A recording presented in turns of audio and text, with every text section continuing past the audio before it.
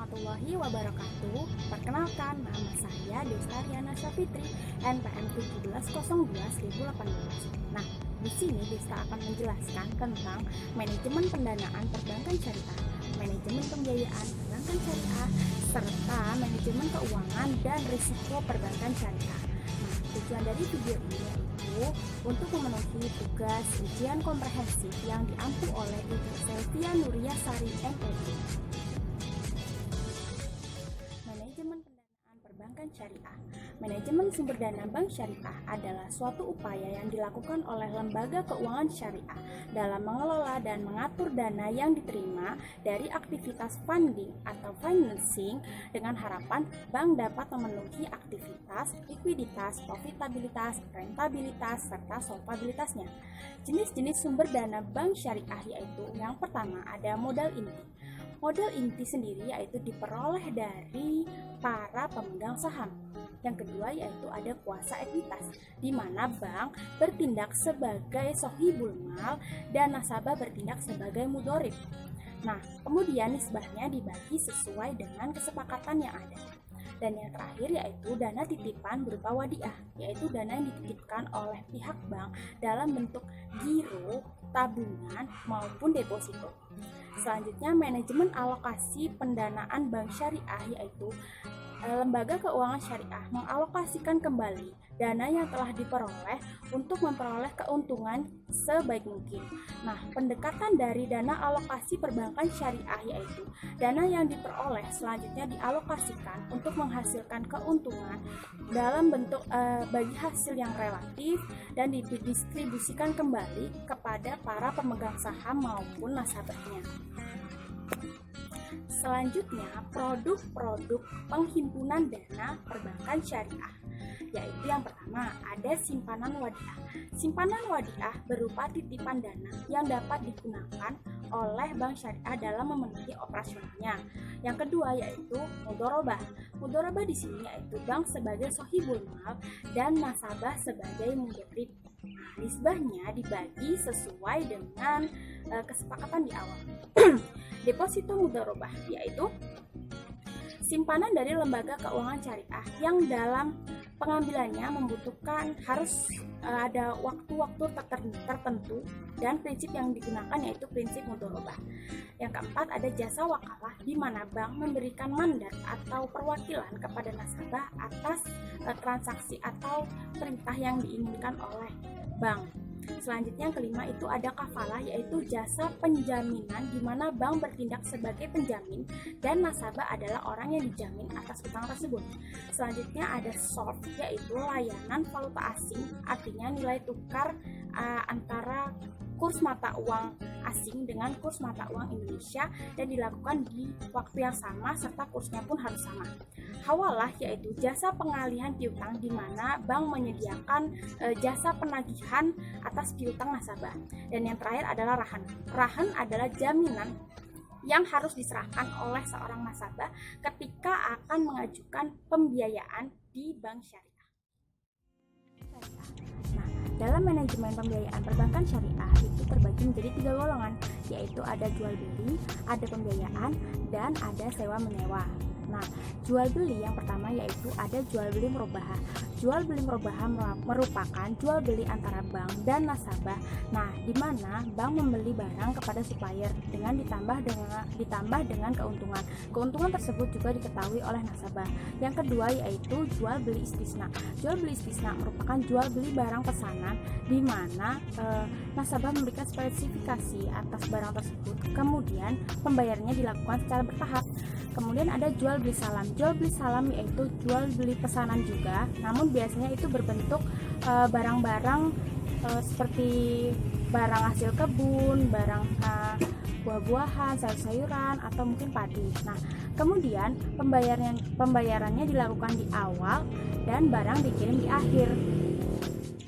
Bagi hasil. Bagi hasil mudorobah merupakan kerjasama antara bank dan nasabah, di mana bank sebagai sohibul mal dan nasabah sebagai mudorib. Kemudian nisbahnya dibagi sesuai dengan kesepakatan di awal. Selanjutnya ada bagi hasil musyarakah atau syirkah, di mana kerjasama ini dilakukan antara satu 2 atau 3 orang lebih, nah dengan porsi dananya masing-masing, sehingga nisbahnya pun disesuaikan dengan porsi yang dimiliki. Selanjutnya ada ijaroh. Ijaroh merupakan sewa menyewa yang dilakukan antara nasabah dan bank, di mana bank menyediakan barang maupun jasa yang akan disewakan kepada nasabah.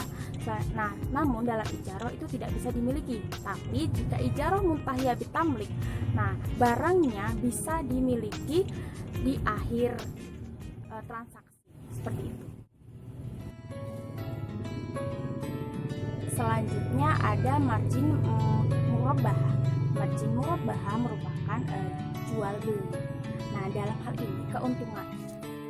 Untuk pembagian margin sendiri, margin murabbahah itu terjadi ketika adanya harga jual ditambah dengan keuntungan. Nah, itu yang dinamakan dengan margin. Nah, sistem itu juga hampir sama dengan salam dan istisna. Jadi barangnya itu beli dulu, habis itu pas mau dikasih ke nasabah itu sudah ditambah dengan keuntungannya, dan nasabah pun mengetahui hal tersebut. Selanjutnya untuk margin mudharabah sendiri, yaitu apabila nasabah sebagai mudharib dalam melaksanakan kegiatan yang mendapatkan keuntungan, itu sudah ditetapkan berapa persen marginnya. Kemudian untuk margin musyarakah itu disesuaikan dengan dana yang diberikan atau kontribusinya dalam usaha tersebut seperti apa. Kemudian pembiayaan ijaroh sendiri, yaitu bank memberikan pembiayaan berupa sewa barang maupun jasa, dan bank di situ mendapatkan fee atas jasanya. Nah, sedangkan pembiayaan ijaroh muntahiyah tamlik, yaitu pembiayaan yang dalam hal ini sewa menyewa, tapi barang tersebut bisa dimiliki di akhir transaksi.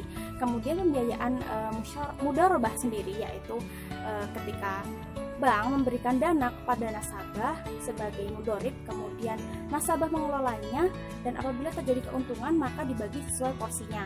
Nah, untuk pembiayaan musyarakah sendiri, yaitu ketika bank memberikan dana, bank memberikan kontribusi dana, kemudian ada nasabah, beberapa orang nasabah juga memberikan, lalu diolah dana tersebut. Nah, marginnya atau keuntungannya itu dibagi sesuai dengan porsinya masing-masing. Untuk materi selanjutnya, yaitu Desta akan menjelaskan manajemen keuangan perbankan syariah. Dalam manajemen keuangan perbankan syariah itu dikenal ada dua konsep, yaitu time value of money. Time value of money merupakan sebuah konsep yang menyatakan bahwa uang adalah sebagai komoditas. Jadi ketika uang itu disimpan, maka nilainya akan semakin bertambah.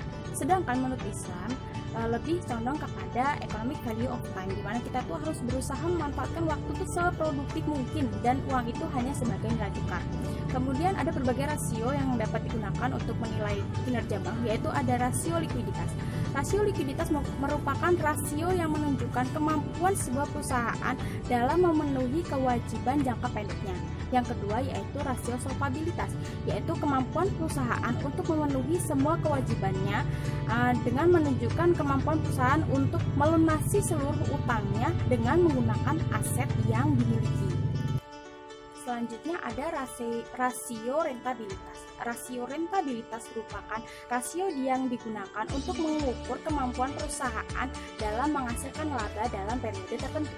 Selanjutnya ada rasio aktivitas, yaitu rasio yang digunakan untuk mengukur seberapa cepat bisnis dapat mengubah asetnya menjadi uang tunai atau penjualan.